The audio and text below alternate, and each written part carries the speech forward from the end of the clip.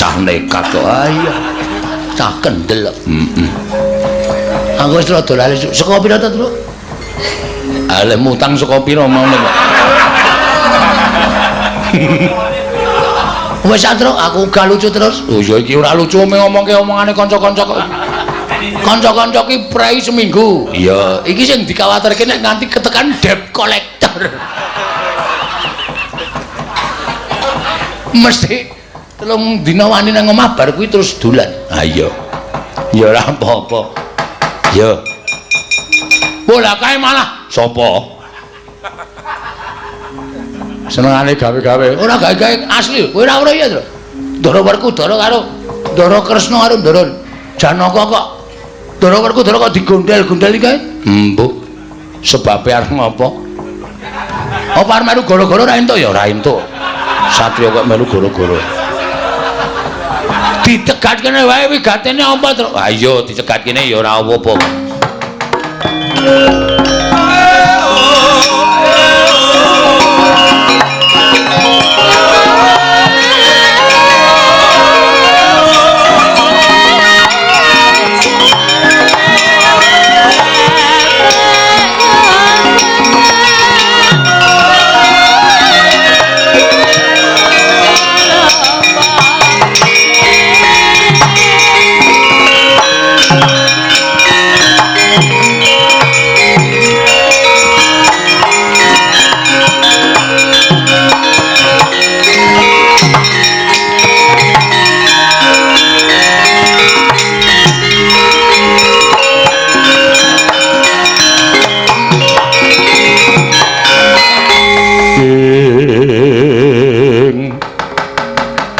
Mangancur lakune ngangin kukurang-grane ngarga kura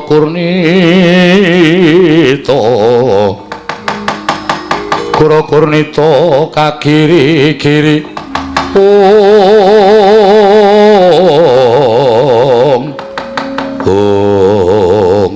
Werkudara Marata coba saiki etungen nganggo nalar ingkang ganep. Bobote guru karo ibu kuwi miturut Syadi bobot endi? Gumantung nggone ngarani. Kok gumantung nggone ngarani? Ibu babu Kunti tak anggap bobot uripe tumraping Werkudara. Merga tanpa ana ibu aku ora bakal inairake ana ing jagat. Sakwise ibu guru kok gedhe dayane tumrap Bratasena merga ingkang paring ilmu marang uripku. Guru Durna ya bapakku. Merga saka ilmu kahananku iso dadi kaya mengkene. Wong urip tanpa ilmu bakal mobat mabit uripe. Kaya dene wit sing gedhe diobat-abitake angin. Ngalor melu ngalor ngidul, ambruk ngidul ngetan, bakal ambruk ngetan. Wah, aja perkara boboting guru karo ibu.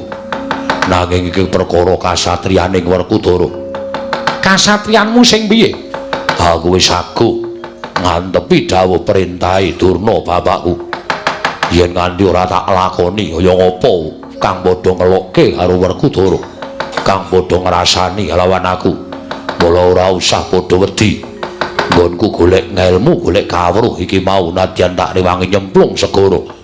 Nanging tumrap aku gedhe kapercayaanku kalawan Bapa Durna, wong sing gedhe kapercayane bakal ketemu apa ingkang dijangka.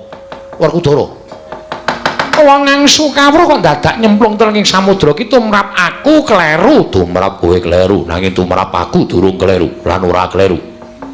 Yayi, yen ngono Syadi wis ora nganggep lawan pun Kakang. Kowe tak anggap pepundhenku tuwa, sedulurku tuwa. Mesine Syadi manut lawan apa kang dadi dawuhing pun Kakang? Aku bakal manut dawuhing Kresna kakangku. Yen sak gedhagan iki sing gedhe pangapuramu. Aku ora iso mituhu ngendikaning Kresna kakangku. Aku kudu nyemplung segara menawi paduka Kakang Mas cemplung telenging samudra. Kula mboten badhe kantun Kakang Mas, kula nderek aja. Durung titiwanji kok nyemplung telenging samudra. Janaka, aku janji karo kowe yen sing tak jangka iki kelakon. Wah, mangsa kala besok kowe bakal nampa saka aku, Janaka.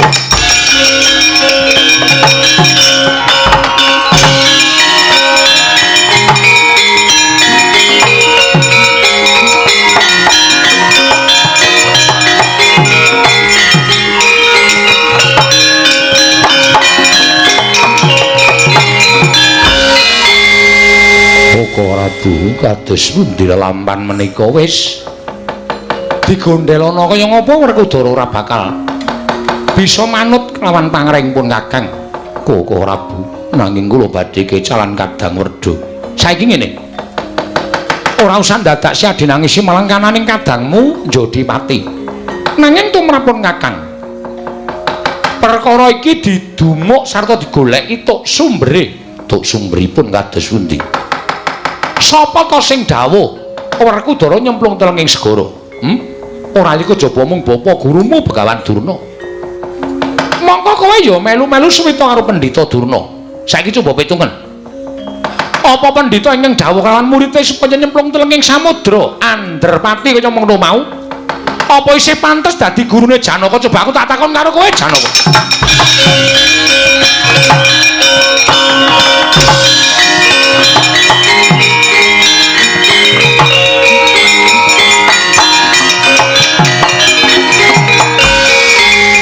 Koko Prabu lampahan menika kados pundi Koko Prabu?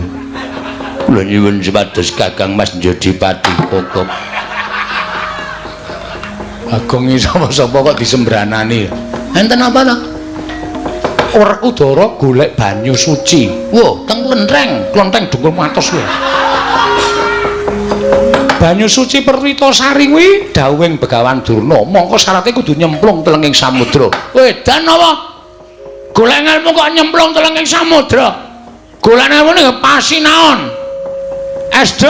SMP. Ora iso ngarani kok ora. Mbok wis meneng ora. Terus lah kae Werkudara arep nyemplung telenging samudra golek ngelmu dawuhing Begawan Durna apa ora edan Bagong? Edan aku tetep edan. Werkudara sing edan. Lho. Kok Werkudarane sing edan? Genah, golek ngelmu kok nyemplung telenging samudra. Nek nganti dipangan kewan buron toya. Samudra niku papane Iwak apa to? Ambo. Wong aku ora ngerti pikiranmu kok. Sing galak banget lho, Tru. Anu, apa jenenge? Barakuda. Barakuda. Oh. Biasane hiu, Kong. Ama aku ya liyane. Ya yu. Oh, iwak kok iya. Wah, yu, ayo. Cetul. Cetul ki ora mangan menungso, nek ora mangan teleke menungso. Ning ora mangan menungso edan kowe iki lha omong karo aku wis ngeban lho. Kersane ditututi Bendara Werkudara kae. Dipenggak Bagong nek iso. Wah, jan wis semana ndi. Kosike.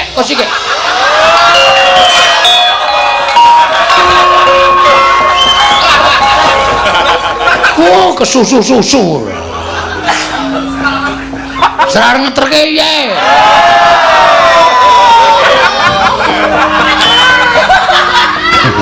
Ayo Kang. Kesusu-susu ora. Semar nendi? Wah, Semar iki pancen. Mer. Ngapa kowe? Dus. Kok masuk angin bingung. Ya ini gayane adus. Aneh-aneh ora. Pripun? Werkudara sida nyemplung. Wah. Mbok ditumbaske baju renang. Ora caturan.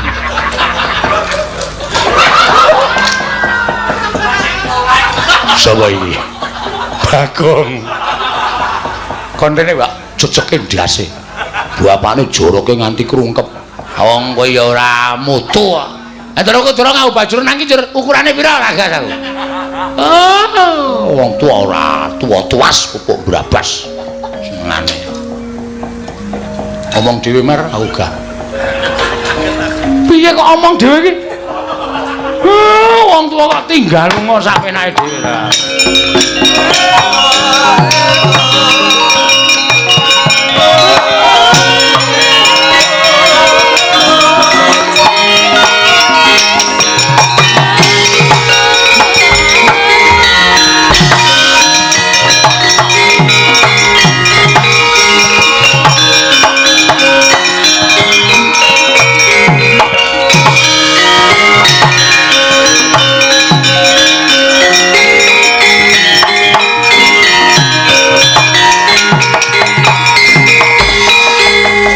tikus manjing tepining samudra alun gulung gegulungan hanggempur watu karang temaju malgur suarane dadya giris kang samya wuninga marandene sang pengawak waja datan mundur saking geguntur datan mendha saking pangrerepa tanana ingkang pinindeng kejawi amung pangandikaning sang tapa Begawan Durna kinanangulari kang tirta pawitra mahning suci sigra manjing telenging samudra sang Werkudara andher pati madyaning samudra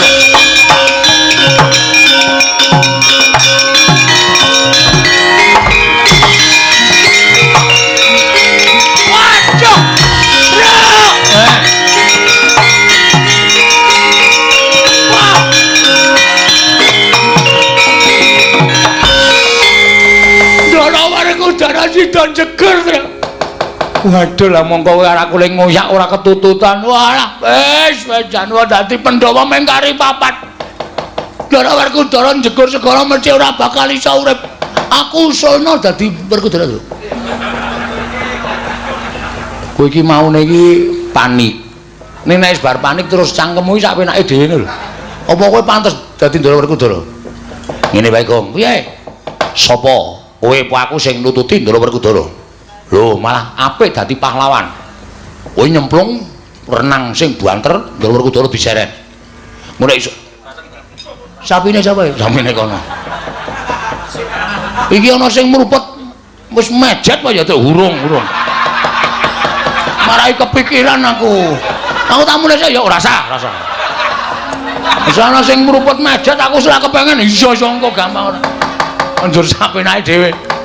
Piye, Truk? Matur Ndara Kresna. Ya, matur ayo.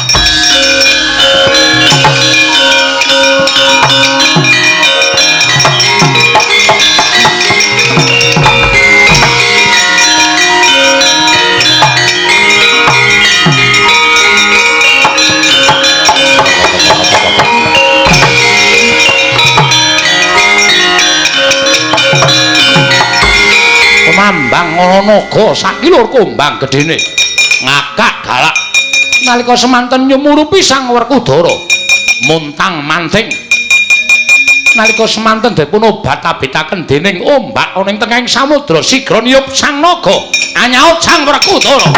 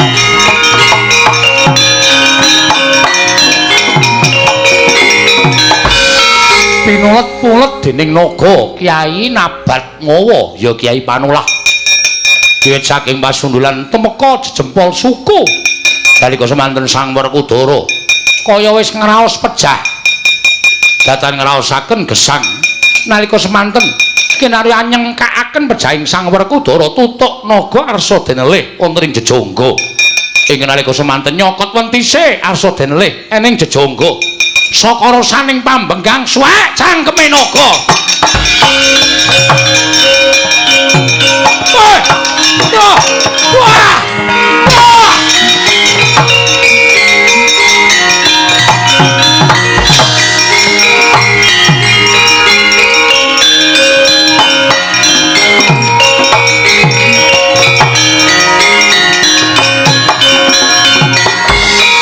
Ombak kumbul nalika semanten den beto alun sang Werkudara saya nengah sang Werkudara nggih den beto bantring alun tengahing samudra kedadak temangsang wonten ing pulo alit sang Werkudara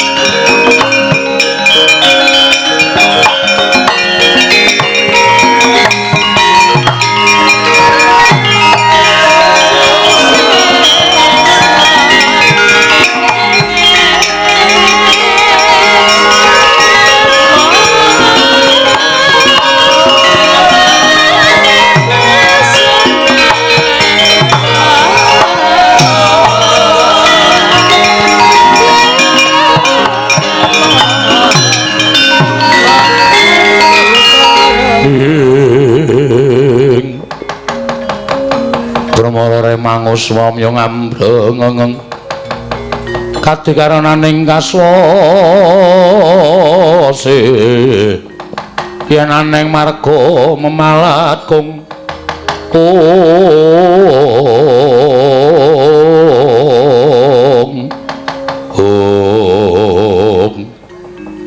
wah aku iki apa ngimpi mapan ana ing pulo tengah samudra kang asrine kaya ngene panggonan iki nyenengake perbawane nentremke ati iki ana bocah bajang ijen mapan ana ing papan kene kowe kuwi sapa anake sapa ora Kudara bagya saprapta kita ana ing ngarsa ulun gumo lancang Jumantaka dene kowe mung derajate bocah wani nyebut aku Kulup kowe sapa wis ngerti lawan aku ulun iki Jawata dene bebisik ulun Bathara Ruci ya Sang Ruci Bathara Ruci kowe kuwi anake sapa ulun iki ora kayogakake lan ora angyogakake kahanan ulun bareng lawan kahanan kita yen pancen kowe kuwi dewa mestine awas paningalmu mula aku njaluk titikan yen kowe bisa nyemput aluran ingkang nurunake aku gelem ngaku yen kowe kuwi dewa ya ulun mituruti panuwun kita jeneng kita mono anak Prabu Pandhu kang panenggak patutan lawan Dewi Kunti kadang kita kabeh kuwi kang aran Pandhawa yaiku Puntadewa jeneng kita Nuli Arjuna banjur Nakula Dewa kang mijil saka Dewi Madrim mengkono apa ora ya dene Pandhu wong atuwa kita kuwi anak Abiyasa anak Palasara anak Sakri anak Sekutrem anak Manumayasa anak Parikenan anak Bremana kuwi anak Brama kuwi anak Bathara Guru iku mungguh kang dadi alur kita saiki aku gelem ngakoni yen kahananmu tunggal jatining kahanan karo aku lan aku bakal nyembah ndodhok karo kowe nanging aku njaluk titikan waton kowe bisa mbatang apa perlune Werkudara tekan kene lan kowe kudu bisa nuduhake kanthi cetha ngendi lan ndi ingkang ndak upaya nggih ulun mung tansah ngijabahi apa kang dadi panuwun kita ing purwane ana saluka kang surasane mengkene aja memangan yen durung weruh rasane kang dipangan aja menganggo yen durung weruh werdine kang dinanggo aja lelungan yen durung pernah papane kang den tuju aja manembah yen durung pono papane kang sinembah ya kanthi waton saluka mau nggih ulun benerake marang lelakas kita nggon kita kesusu nindakake samubarang gawe luwih-luwih ing bab dununging panembah kita tindhingi kang kanthi permana luwih dhisik ya mengkono mau prayoga banget banjur kewajiban ulun hambatang sedya kita teka kene ya kuwi ngestokake perintahing guru kita dah nyuwang duna kinen ngupaya kang tirta pawitra mahaning suci dene nganti kita rewangi manjing samudra sabab nggon kita bakal antuk wejangan kawruh kasampurnan purhanina Kulup Durna kuwi ora keliru pancen ing kene papaning kawruh kasampurnan ya mung ulun Sang Ruci Bathara ya Sang Mahardika Ngrat kang bakal mbabar kawruh kasampurnan lawan jeneng kita Kulup Werkudara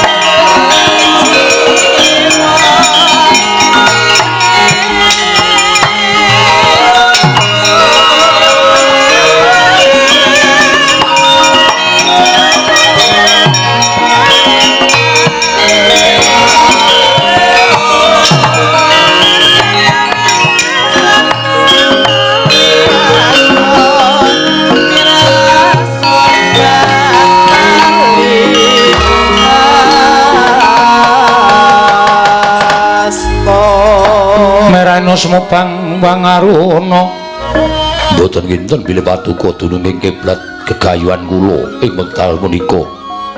Inggih menika kula ngaturaken sembah sungkem kunjuk dhateng Paduka Pukulun. Ya, kulun tampa lan mruhanira. Mula gurunira mundhut Tirta Pawitra minangka pitukoning ilmu kasampurnan iku bener sabab Tirta Pawitra iku tegese banyu panguripan kang linuwih. Dene mahening suci iku tegese bening lan resik. Dadi kawruh kasampurnan mau mung bisa ditampa jalma kang uripe tansah gegulang luhuring jiwa kang sarta suci ning bebuden. Yen nganti ilmu mau tinampa dening sadengah menungso, mongko asor jiwane lan lethek bebudene netepi tembung muspra tanpa guna, malah bisa uga salah kedaden. Wong mau ora bakal nemu kasampurnan nanging malah lebur tanpa dadi. Dene luwih cethane kulup sira manjing guwa garbaning sun supaya enggal ketemu kelawan kang sira upaya. Ulun menapa inggih kelamban kula manjing wonten guwa garwa Paduka. Jer Paduka namung alit dene kula bira wageng gedhendi sira lan jagat.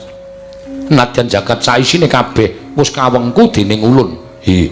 Lajeng margi pundi ingkang kedah kula Mbah Pukulun mlebu liwat karna ulun ingkang sisih tengen iki nggih Werkudara. Miat langening kalangguan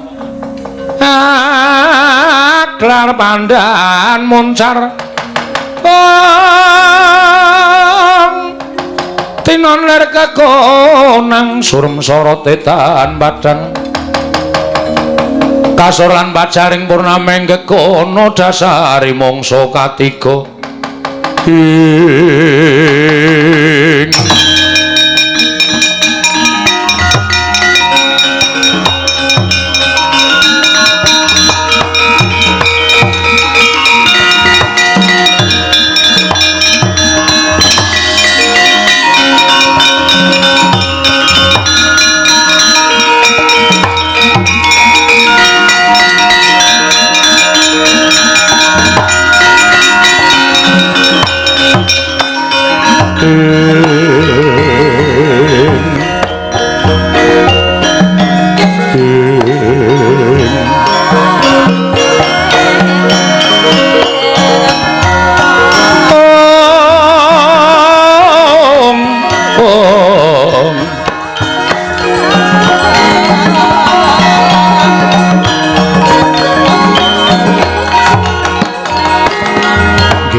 Werkudara.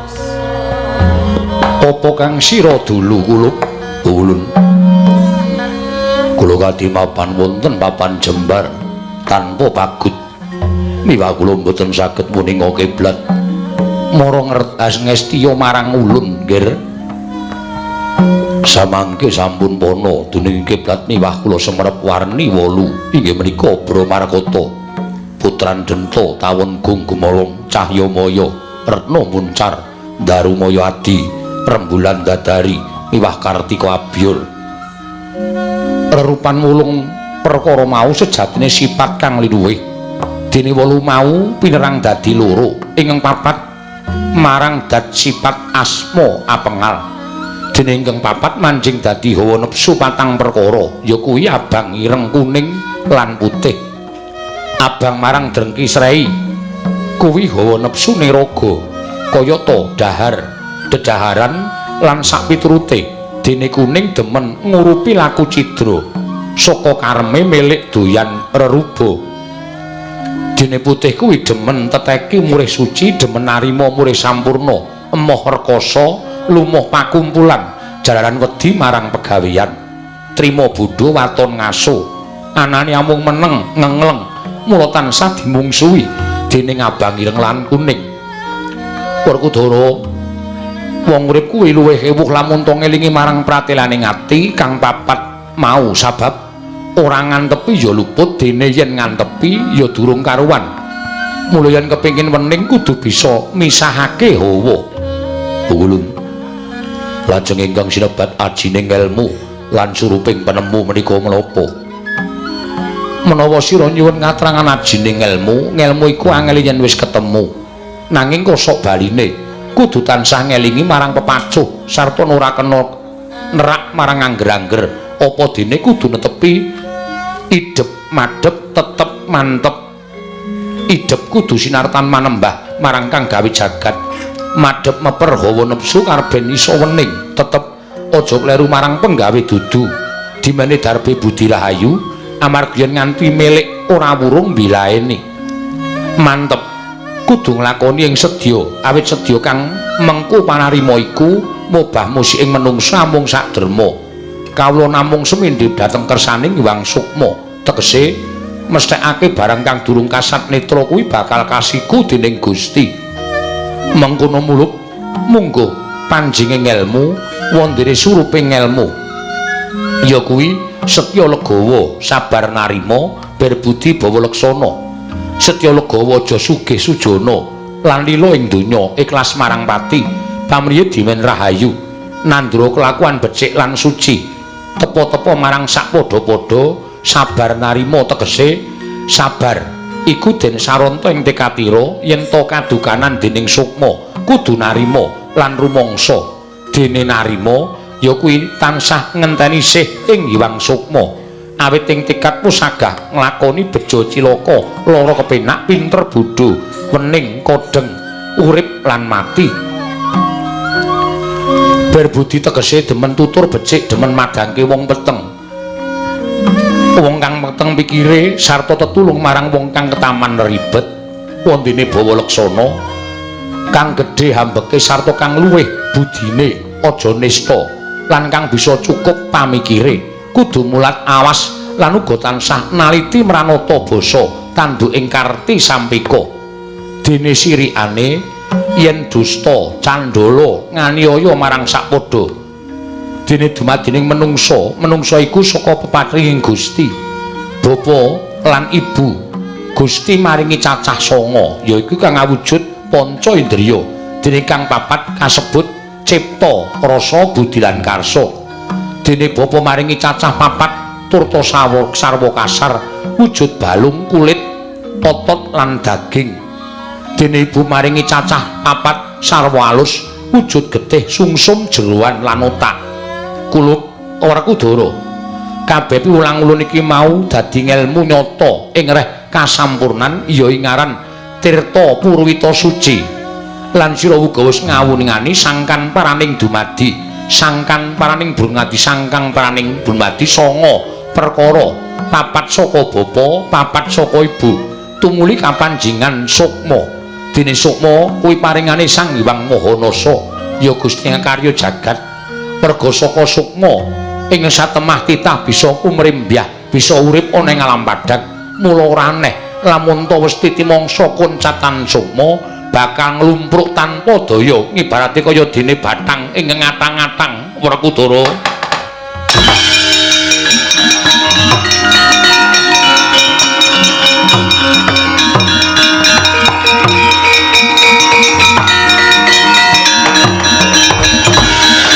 ngaturaken panuwun ingkang tanpa pepindhan kula namung kemawon kula mboten badhe medal saking papan mriki Werkudara wonten dawuh kewajiban kasatriyan kudu tetep kita sangkul durung paripurna nggon kita madheg minangka satriyaning jagat mula tetepno kasatriyanmu linandhesan ngelmu tirta pawitra panding suci satemah saya komplit nggon kita bakal gawe tentreming jagat sawigung menawi ngaten kula kedah tetep medal saking telenging samudra ulun ingkang bakal ngedalake kelawan jeneng kita sawise metu saka talingan ulun kita bakal ulun sawatake enggal metu saka samudra kene nggih Werkudara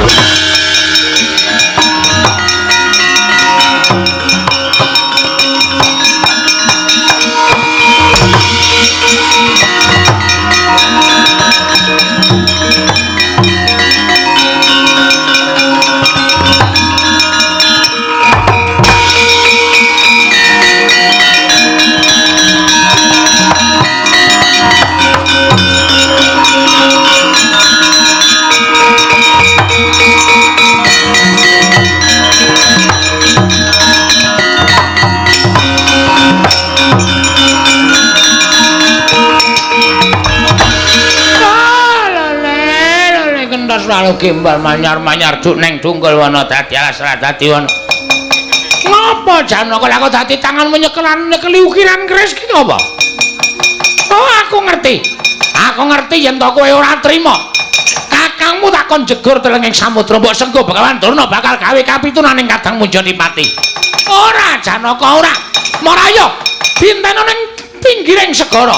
Mengko Surapsarya Werkudara jedhul saka telenging samudra aku melu mati ning segara Janaka.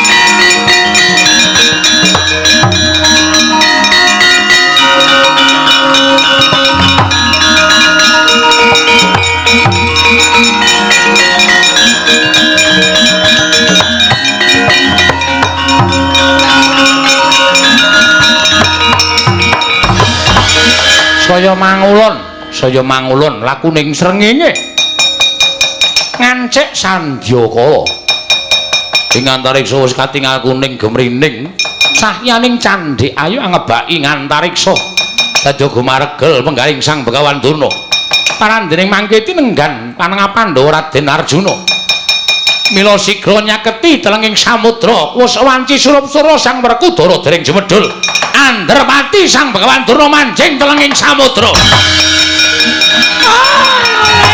Werkudara.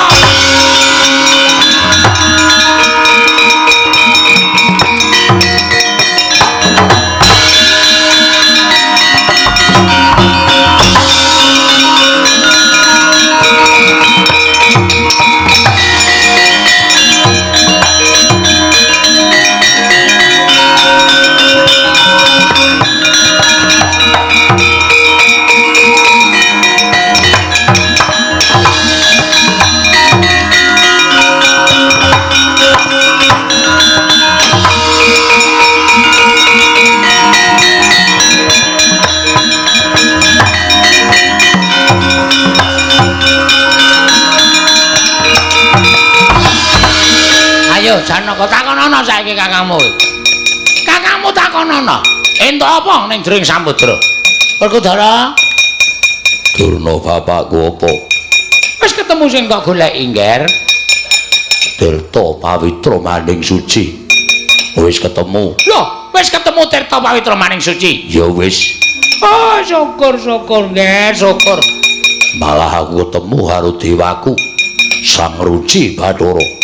Ing wis paring wejangan kawruh kasampurnan kawruh panunggal sarta kawruh ya kuwi dumadining menungsa kabeh wis kacakup dening Werkudara. Ah, syukur Werkudara. Aku melu seneng ya, Ger.